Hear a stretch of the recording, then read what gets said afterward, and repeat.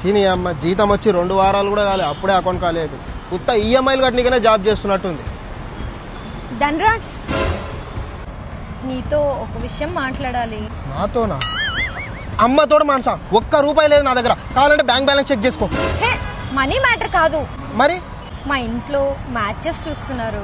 అదేంది, ఐపీఎల్ మ్యాచ్లు అయిపోయినాయి కదా, హైలైట్ చూస్తుర్రా? ఆ మ్యాచెస్ కాదు, నాకు పెళ్లి సంబంధాలు చూస్తున్నారు. నాకు అర్థమైంది మానసా, నీకు పెళ్లి సంబంధాలకి బ్యాక్గ్రౌండ్ వెరిఫికేషన్ చేసి పెట్టాలి. నేను చేస్తా పో. ఇందుకు కాదు నువ్వు సింగిల్ గా ఉండిపోయింది. ముందు మ్యాటర్ పూర్తిగా వించావు. నాకు నువ్వంటే ఇష్టం, ఎలాగో నువ్వు కూడా సింగిలే కదా.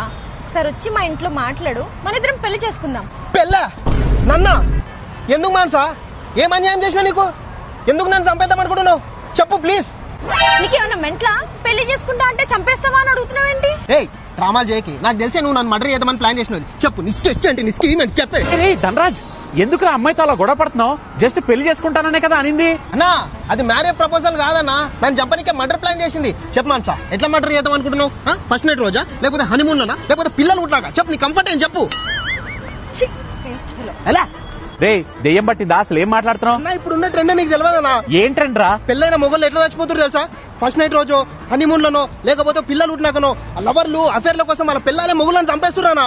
అన్నా అన్నా, ఇవ్వే కాపాడాలన్నా ఈ పెళ్లి నుంచి. అన్నా ప్లీజ్, నేను పెళ్లి చేసుకున్నాను. సరేరా, రే ఊరుకో ఊరుకో. ఏం హాలత్ అయిపోయిందిరా, బ్లడీ నాన్ సెన్స్. రే ఊరుకోరా, వద్దులే, పెళ్ళొద్దులే. నవ్వుకోండి, బాగా నవ్వుకుంటా.